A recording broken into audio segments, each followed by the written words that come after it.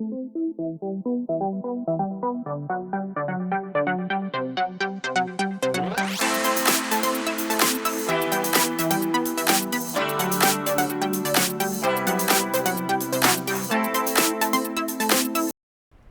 since I bought this laser welder and cutter, as you see, the laser is mounted to the CNC table, cutting out the fixture table right now. And also, if you want to see how I integrated this to a CNC table, go to my channel and I have a couple videos on that. But ever since I've gotten this welder, I've noticed that the head wants to be in a position where you're welding in a horizontal situation, and anything that's other than horizontal is just unwieldy, and the light likes to reflect back and burn up the protective lens. So the idea with this welding table is to build something that can put the workpiece in positions that makes the laser welding process a whole lot easier. After laser cutting the parts, you can see it here, I'm using the belt sander to clean up the parts. The big tabletop is a little bit too big for this actual belt sander, but it did cut down the workload quite a bit from having to hand grind this, and it gave a really nice finish. Now I am thinking about selling these kits so you can build these yourself. I'll put a link in the description and also on the screen here to my website if you're interested in purchasing these kits to build your own version of this.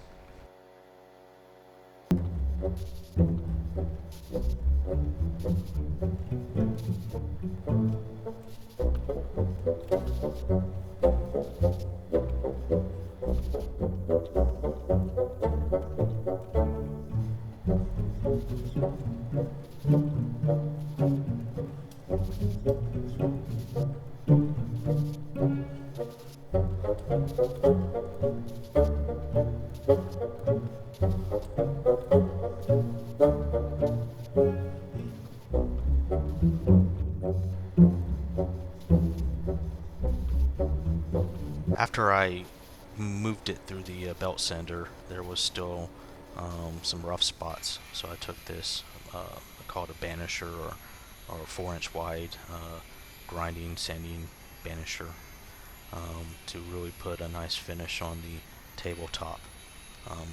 Was really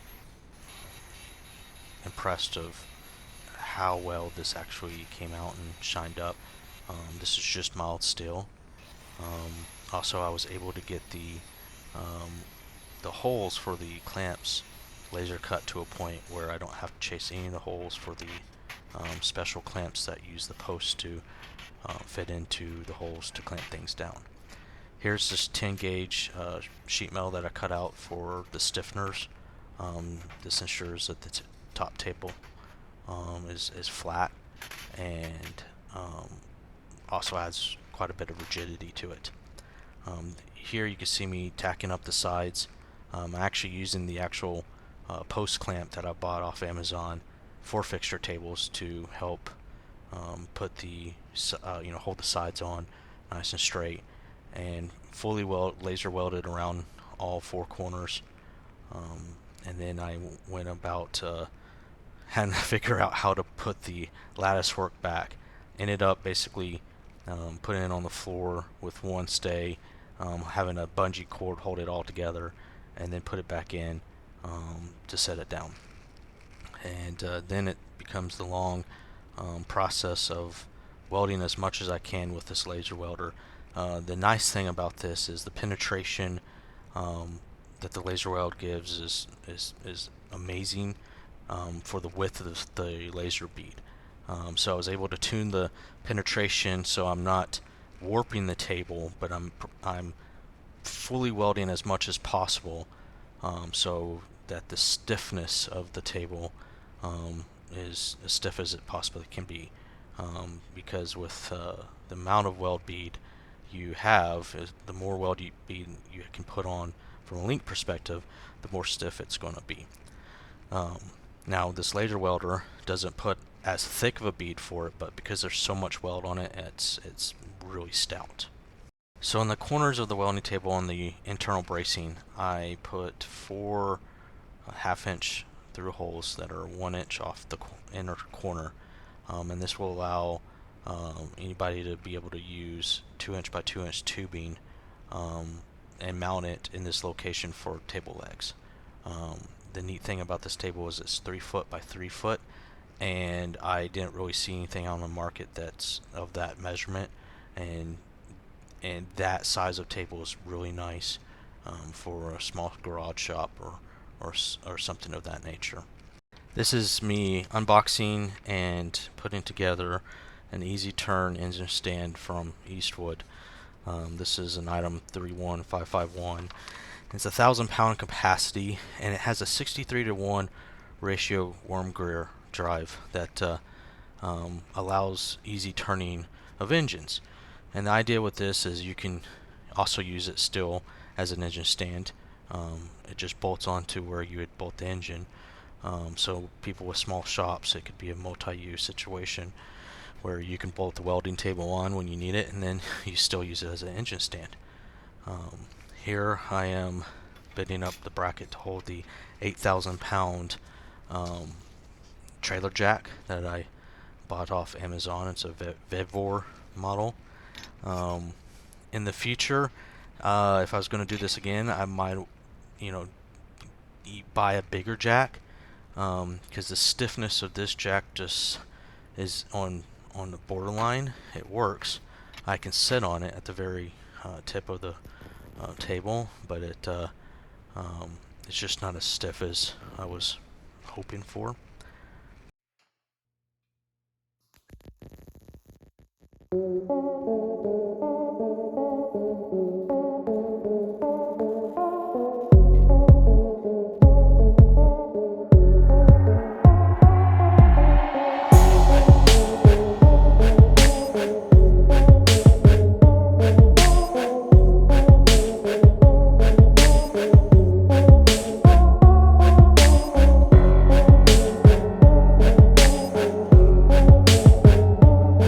Here welding on the actual end mount for the table. This uses 3 bolts to interface with the bolts that are on the actual welding table. The neat thing about this is you can loosely have the center bolt still connected and take out the other 2 bolts, and then rotate the table 180 degrees on its mount for the jack being in the down position, and could rotate the table to get extra height out of it.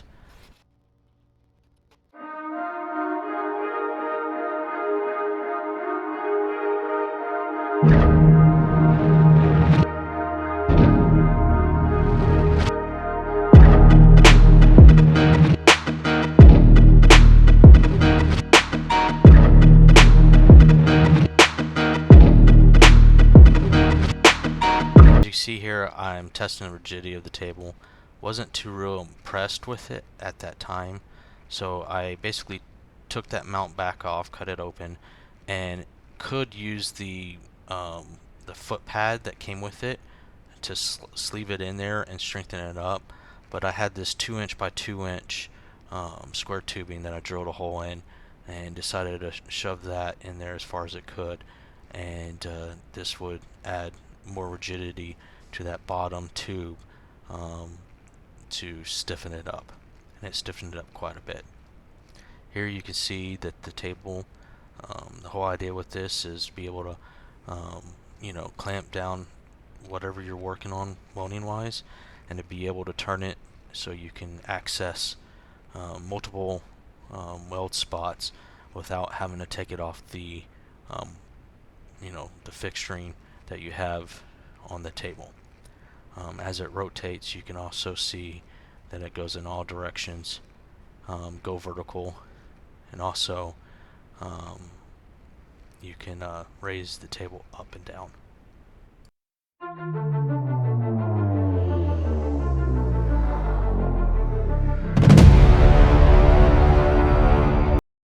Thank you for taking a look at my new welding table, and as a reminder, I will have these on my website The links are going to be in the description.